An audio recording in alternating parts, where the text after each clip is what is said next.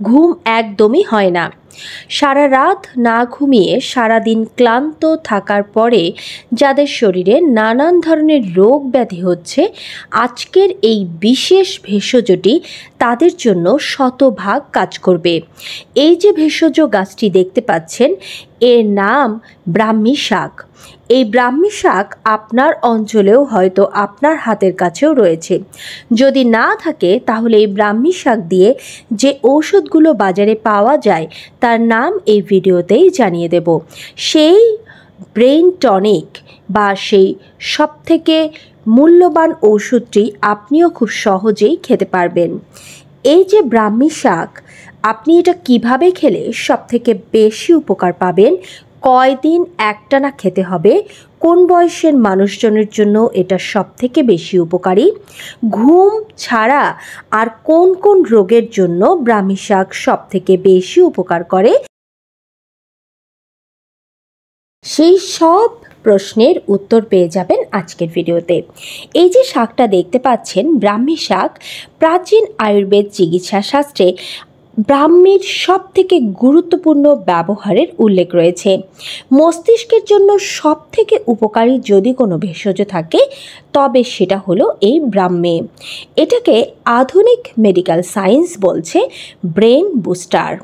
তবে ব্রাহ্মী শুধুমাত্র যে ব্রেনের জন্য কাজ করে তা নয়, এটা শরীরের আরও অনেক জটিল রোগের সমাধান করে।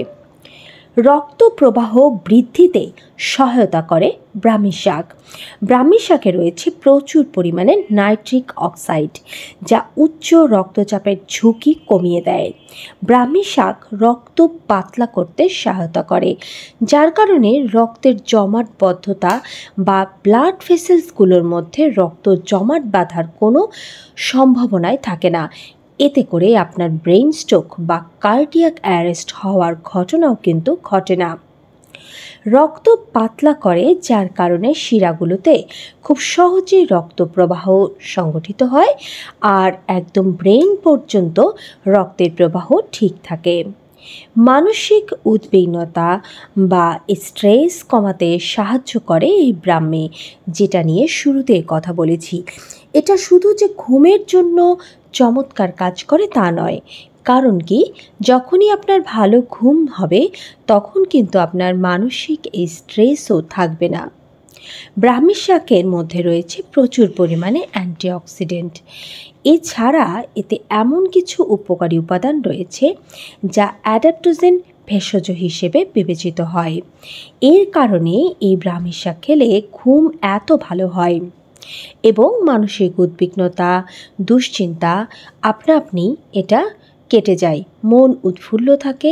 মন খারাপ বা বিষণ্ণতা রোগে যারা ভুগে থাকেন, এটা তাদের জন্য চমৎকার কাজ করে থাকে। ক্যান্সার রোধে উপকারী।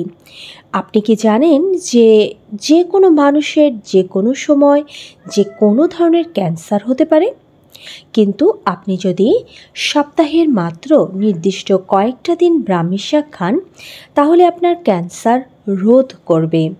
ক্যান্সার হওয়ার সম্ভাবনা থাকে না, তার কারণ এটি মস্তিষ্কের টিউমারের কোষগুলোকে মেরে ফেলে এবং স্তন ক্যান্সার বা কোলন ক্যান্সারের যে ক্ষতিকর কোষগুলো রয়েছে সেই ক্ষতিকর কোষের বৃদ্ধি আটকে দেয়। তাই ক্যান্সারের প্রাথমিক পর্যায়েও যদি আপনি এই ব্রাহ্মী শাক খেতে পারেন তবুও এটা চমৎকার কাজ করবে এবং এই কোষ কিন্তু আর বৃদ্ধি পাবে না। আর ক্যান্সার হওয়ার আগে আপনি সুস্থ শরীরে যদি খান তাহলেই কিন্তু আপনার আর কখনোই ক্যান্সার হবে না। টাইপ 2 ডায়াবেটিসে যারা রয়েছেন তাদের জন্য ব্রাহ্মী শাক অ্যান্টিবায়োটিকের মতো কাজ করে থাকে। এটা এতটাই নিশ্চিত যে আপনি যখনই ব্রাহ্মী শাক খাবেন তখন এই শাক আপনার শরীরে ইনসুলিনের মাত্রাকে নিয়ন্ত্রণ করবে। এছাড়া ব্রাহ্মীর মধ্যে অ্যান্টি হাইপারোগ্লাইসেমিক বৈশিষ্ট্য পাওয়া যায়, যার কারণে ব্রাহ্মীর প্রভাবে টাইপ 2 ডায়াবেটিস খুব সহজেই নিয়ন্ত্রণে চলে আসে। ব্রাহ্মী শাক চিনবেন কী করে? এখানে আমি সরাসরি ব্রাহ্মী শাকের একটা ক্ষেত বা বাগান থেকেই দেখাচ্ছি। এটা জলার ধারে, পুকুরের ধারে, যেখানে অল্প অল্প ভেজা মাটি থাকে বা অল্প জল বা পানি রয়েছে সেখানেই কিন্তু এই ব্রাহ্মী শাক হবে। ব্রাহ্মী শাকের ফুল হবে সাদা ছোট। ব্রাহ্মী শাকের ফুল দেখে খুব সহজে এটাকে চিনতে পারেন। আর এর পাতাগুলো কিন্তু একটু নরম হয়ে থাকে, নরম হয় এবং এক জায়গায় অনেক পরিমাণে হয়ে থাকে। এই ব্রাহ্মী শাক মৃগী রোগের জন্য অত্যন্ত উপকারী। আয়ুর্বেদ মতে ব্রাহ্মী শাকের সাহায্যে দেহের সমস্ত স্নায়ু শক্তিশালী হয়, সমস্ত ব্যাধি কেটে যায়। মৃগী রোগে যে বৈশিষ্ট্য রয়েছে সেটা কমাতে সাহায্য করে ব্রাহ্মী শাক। এর মধ্যে রয়েছে অ্যান্টি পাইলপটিক বৈশিষ্ট্য, যা মৃগী নিরাময়ে সরাসরি সহায়তা করে থাকে। ব্যথার উপশম যদি আপনি চান প্রাকৃতিকভাবে, তাহলে আপনি ব্রাহ্মী শাক খাবেন এবং ব্রাহ্মীর যে তেল পাওয়া যায় সেই তেল সরাসরি ব্যথার ওপরে মালিশ করবেন। আপনি নিজেও ব্রাহ্মীর তেল তৈরি করতে পারেন। তিলের তেল, সরিষার তেল সমপরিমাণে নিয়ে তার ভেতর দিতে হবে ব্রাহ্মী শাক। যদি আপনি হাফ লিটার সরিষার তেল, হাফ লিটার তিলের তেল দেন, তাহলে অন্তত সেখানে হাফ কেজি পরিমাণ দিতে হবে ব্রাহ্মী শাক। আর তারপরে এটাকে খুব ভালোভাবে জাল করতে হবে।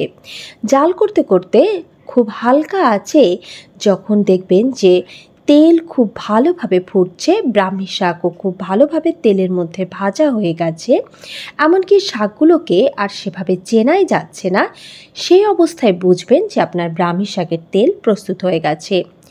তবে খুবই হালকা আঁচে এটা করতে হবে। আর একদমই এটাকে গরম অবস্থায় কোনো পাত্রে নামানো যাবে না। ঠান্ডা হয়ে গেলে তারপরে একটা কাচের জারে ভরে এটা রেখে দিতে পারেন। ব্রাহ্মী শাকের এই তেল ভীষণই উপকারী ব্যথার জন্য। যাদের শ্বাসকষ্ট রয়েছে, অ্যাজমা, হাঁপানি, ব্রঙ্কাইটিস এই ধরনের রোগ রয়েছে, তারা ব্রাহ্মী শাক সরাসরি রস করে তা হালকা গরম করে যদি খান, তাহলে কিন্তু এই রোগ খুব তাড়াতাড়ি ভালো হয়ে যায়। অ্যান্টিঅক্সিডেন্ট এবং অ্যাডাপ্টোজেনিক বৈশিষ্ট্যের কারণে ফুসফুস হয়ে ওঠে অত্যন্ত শক্তিশালী এবং শ্বাসনালীর প্রদাহ জনিত যে রোগ থাকে তার কারণেই কিন্তু এই সমস্যাগুলো আমাদের বাড়ে। সেই সমস্যা নিয়ন্ত্রণে চলে আসে এবং এটা আপনি যদি দীর্ঘদিন অর্থাৎ টানা 3 সপ্তাহ পর্যন্ত এই রস প্রতিদিন সেবন করতে থাকেন, অন্তত 50 ml করে, তাহলে এই রোগ কিন্তু আপনি একদমই দূর করতে পারবেন। শিশুদের মস্তিষ্কের বিকাশে ব্রাহ্মীকে যেহেতু বুস্টার বলা হয়, তাই যে কোনো শিশুকে ব্রাহ্মী শাক রস করে অন্তত 10 ml পর্যন্ত 3 সপ্তাহ পর্যন্ত টানা খাওয়াতে পারেন। এছাড়া যারা প্রতি সপ্তাহে স্বাভাবিক সুস্থ শরীরকে সারা জীবন সুস্থ রাখতে ব্রাহ্মী শাক সেবন করবেন, তারা সপ্তাহে অন্তত 2 দিন করে 60 থেকে 100 গ্রাম এর মধ্যে যে কোনো পরিমাণ আপনার বয়স অনুযায়ী সাধারণভাবে ব্রাহ্মী শাক রান্না করে খেতে পারেন।